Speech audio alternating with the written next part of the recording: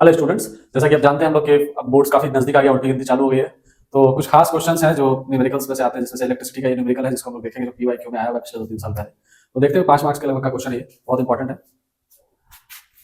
Consider the following electrical circuit diagram in which 9 identical resistors of 3 ohm each are connected as shown. If the reading of the ammeter is A1, A1 का जो ammeter का reading है 1 ampere दिया हुआ है, answer the following. तो question ये है कि इसमें 2 3 2 5 3 8 9 रजिस्टर है, यहाँ पे 4 है, टोटल 9 रजिस्टर कनेक्टेड है। इसमें से आपका करंट रीडिंग के लिए दिया हुआ है A1 A3 A2 3 एमीटर डाला हुआ है, वोल्टमीटर 2 डाला हुआ है। इससे रिलेटेड कुछ क्वेश्चंस हैं। तो पहला क्वेश्चन है determine the reading of the voltmeter V1। तो आंसर में हम लोग देते हैं ए नंबर। तो बोलता है कि V1 का रीडिंग चाहिए। तो V1 के रीडिंग के लिए हम लोग जानते हैं फॉर्मूला होता है V = IR। तो यहाँ पे V1 ले लेते हैं, V1 निकालना है। तो सबसे पहले करंट का रीडिंग A1 का जो है वही यहाँ पे गया हुआ है, तो A1 का रीडिंग 1 एम्पीयर दिया हुआ है, तो A1 का रीडिंग है आपका 1 एम्पीयर। ठीक है, आगे बढ़ते हैं। R निकालना है। तो R यहाँ पे 2 रजिस्टर नजर आ रहा है, इसके लिए 2 रजिस्टर दोनों पैरेलल में कनेक्टेड है, तो हम लोग इसको ले लेते हैं RP1 मान लेते हैं, क्योंकि ये दोनों भी बाद में निकालना है। तो RP1 हो जाएगा 1/R1 + 1/R2। तो ये सॉल्व करेंगे तो 1/3 ओम + 1/3 ओम।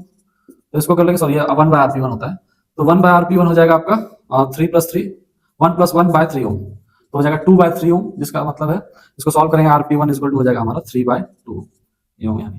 ठीक है, तो ये आपका R पता चल गया, ये हमारा ये पता चल गया, मतलब I का वैल्यू पता चल गया। तो ये आपका जो है V निकल जाएगा। V1 का वैल्यू क्या हो जाएगा, I की जगह पे हो जाएगा आपका 1 एम्पीयर, इनटू हो जाएगा इसके जगह पे 3/2 एम्पीयर ओम। ये एम्पीयर में, ये ओम में, तो इस दोनों को सॉल्व करेंगे तो हो जाएगा 3/2 वोल्ट, इसका मतलब 1/5 वोल्ट। 1.5 वोल्ट। अब अगला हम लोग देखते हैं ये सी नंबर इजी, उसका भी देखेंगे। What is the relationship between readings of A2 and A3। A2 और A3 का रीडिंग देखना है सी में। तो हम लोग देखते क्या है कि इसमें 3 एमीटर है, A1 A2 और A3। तो A1 और A3 जो एक सीरीज में है और A2 अलग से दिया गया है, तो यहाँ पे क्या हो जाएगा, इस दोनों का रीडिंग सेम होगा।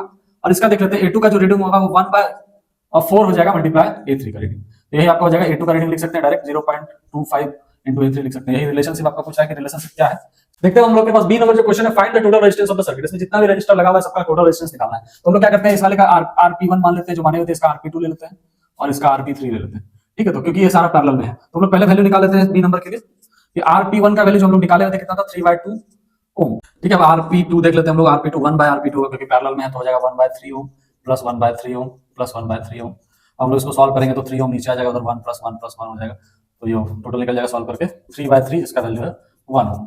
तो RP2 का निकल गया। RP3 पे ध्यान देते हैं, तो 1/RP3 इक्वल हो जाएगा 1/3 + 1/3 + 1/3। 4 रजिस्टर है इसमें हमारे पास, दिख रहा है 1 2 3 4। तो इसको सॉल्व करेंगे हम लोग, ये ओम हो जाएगा। तो सॉल्व करके आएंगे तो 3 एलसीएम आएगा, 1 + 1 + 1 + 1 4, तो ये हो जाएगा टोटल तो 4/3 ओम। तो इसको जब हम लोग उल्टा करेंगे तो RP3 हो जाएगा हमारे पास, RP3 हो जाएगा 3/4 ओम।